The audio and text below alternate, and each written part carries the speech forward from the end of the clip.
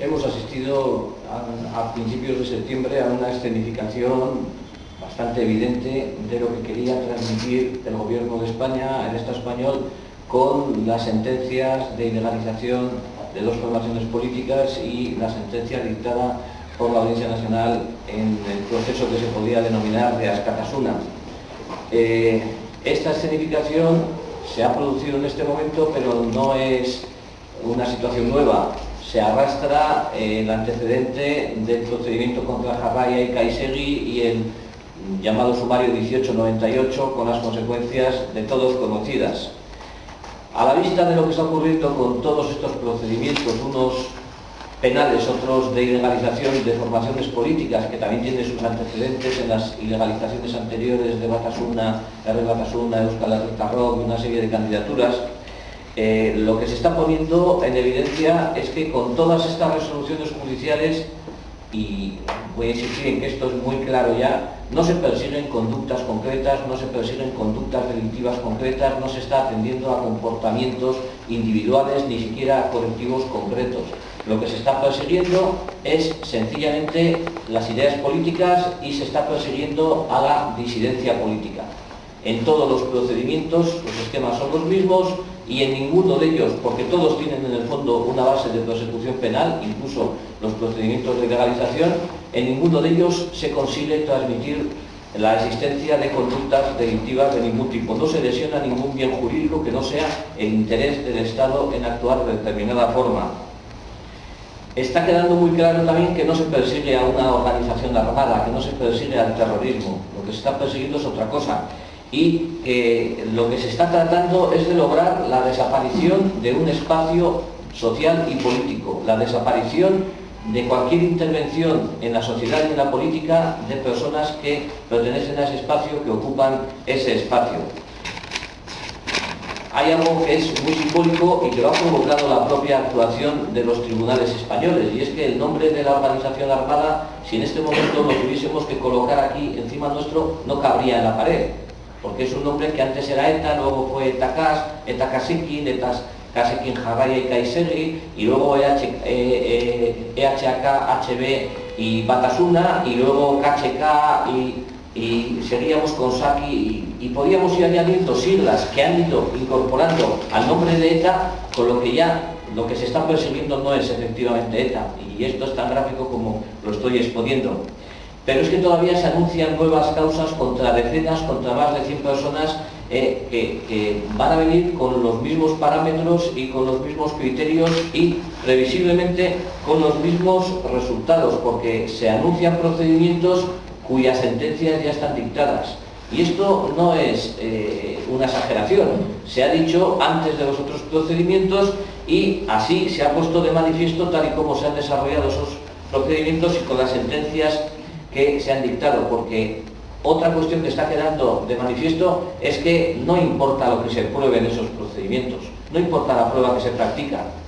pero es que tampoco importan las leyes. Si hace falta, se retuercen, se extienden, se interpretan de la forma más peregrina posible, con tal de que al final permitan dictar una resolución judicial en la línea en la que se ha orientado el procedimiento.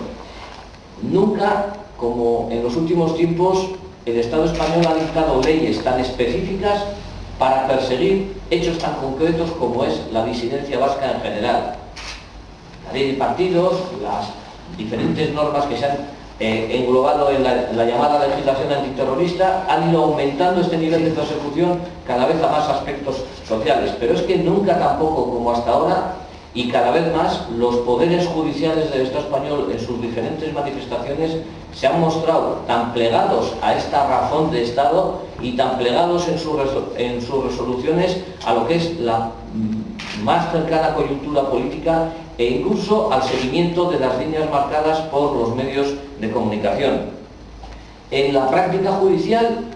lo que se está haciendo es seguir las directrices que marcan en sus informes la Policía y la Guardia Civil. Las demandas de ilegalización, los procedimientos judiciales con la actuación del Ministerio Fiscal, sistemáticamente en todos estos procedimientos se limitan a reflejar lo que la Policía y la Guardia Civil han marcado en sus informes. Esos son los criterios de actuación, esas son las líneas de acusación o de demanda y esas son las pruebas que se presentan en los procedimientos. Pero lo más preocupante no es esto, lo más preocupante es que las sentencias hacen lo mismo. No hay más que coger cualquiera de las sentencias de cualquiera de estos procedimientos y están trufadas absolutamente de referencias a los informes policiales. Todo pasa por los informes policiales. Lo que la policía dice que tiene valor, vale. Y lo que la policía elimina queriendo mantener sus tesis, no es posible incorporarlo. No se admite ningún otro dato, aunque sean notorios, aunque sean evidentes, aunque sean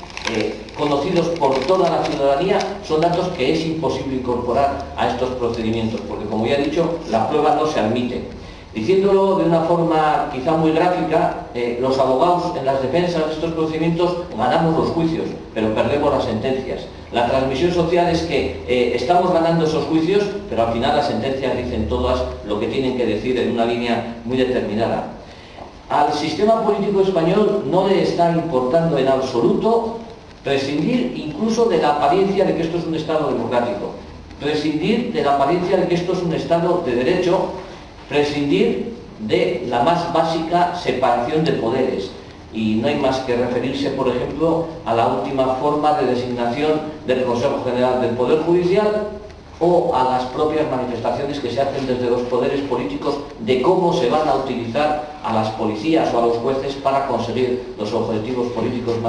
más inmediatos. No importa que incluso, ya digo, la imagen sea esta, porque hay una razón de Estado por detrás que está muy definida. Por eso, nosotros los abogados que hemos intervenido en estas causas, junto con otros compañeros, hemos creído llegado el momento de hacer una reflexión pública y una denuncia pública de esta situación, porque creemos que esto es muy grave. Esto es muy grave porque, en definitiva, con esto se está dando al traste con todo un sistema de libertades y, en concreto, con las libertades que afectan a muchos y a muchas de los ciudadanos del pueblo vasco de Euskal Herria.